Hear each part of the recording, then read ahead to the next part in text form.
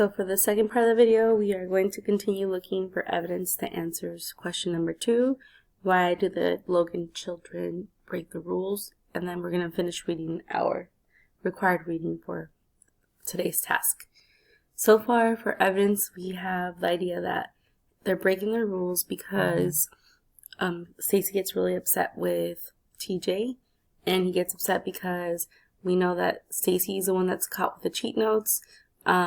A little bit before that, we know that it's not Stacy who wanted the cheat notes. He was trying to stop TJ from using them, and we know that he's not going to tell on him. And then we have, let's see, so we're just looking for evidence to highlight.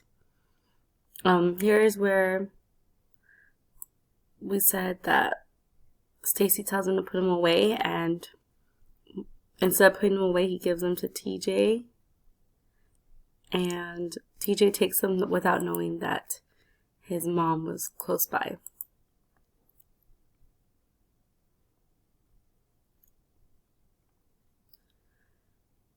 And then as Stacy comes down the steps, we know he's going to feel really upset. And the first thing he says is that he wants to see TJ. Also here, I think this is important because one of the friends says, knowing Stacy, he's not going to let TJ get away with it. And TJ noted too. That's why he ran out of here. So TJ knows that he's going to get it from Stacy, and he's trying to avoid that situation. And then here we have the last piece of the puzzle where it says TJ is going to the Wallace store, which explains why the Logan children are going to break that rule. Stacy tries to tell his siblings to go home. Cassie says, "Come home with us." He says, "No, I have something to take care of." And then, Cassie tries reminding her, like, "You're going to get in trouble. Like, we're not allowed to go there." And then, because he's not listening, we know that they're going to follow him. Okay, so that's where we left off. Now, in this part, we're going to find out what happens at the Wallace store. The Wallace store stood almost half a mile beyond Jefferson Davis on a triangular lot that faced the Soldiers Bridge crossroads. So by the way, if you're not remembering, you should take a moment to remember, why aren't they allowed to go to the Wallace store?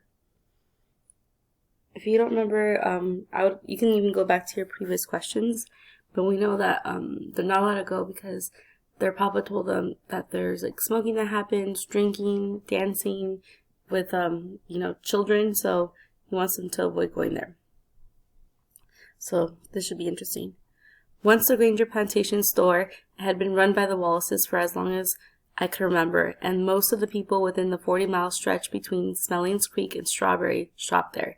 The other 3 corners of the crossroads were forest land and black and dense.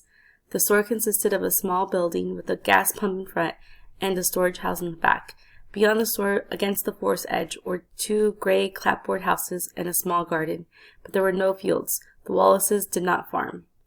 Stacy and the other students were standing in the doorway of the store when little man Christopher John, Claude, and I ran up. We squeezed through so we could see inside.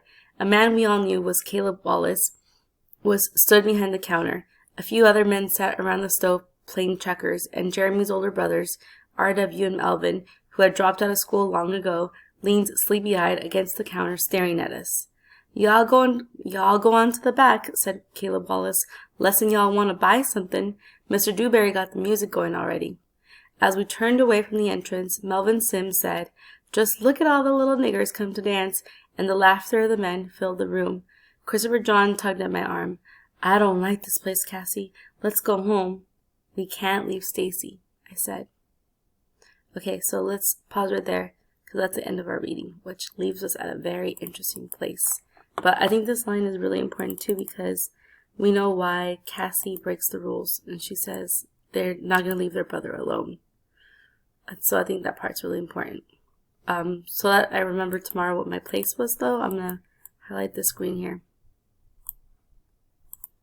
That could even be a question that you ask here on the right hand side, right? You can ask, why does Cassie follow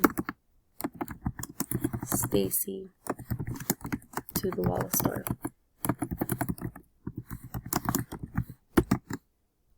So that's a good question. So now picking the evidence for question number 2. Okay, so picking our evidence for question number 2, I think I'm going to choose where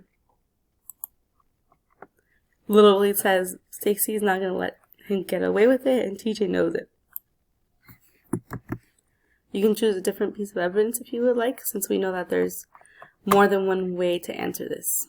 But I like that one because it says, or it shows why they, like, you know, Stacy feels the need to go to the Wallace store. So I'm going to put in the text. It says,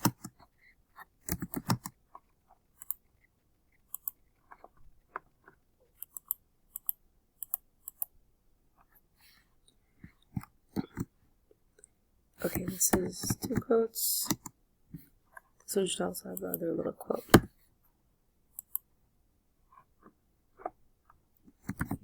This is page, let me check.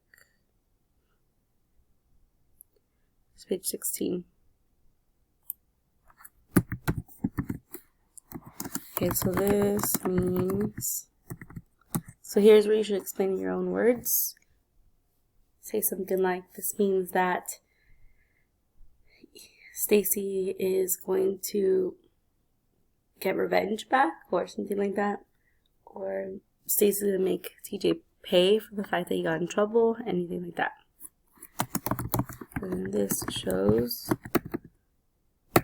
and we know now that this shows that the Logan children break their parents' rules because, well, you can answer it from like Stacy's perspective. Like, Stacy doesn't want TJ to get away with it, something like that.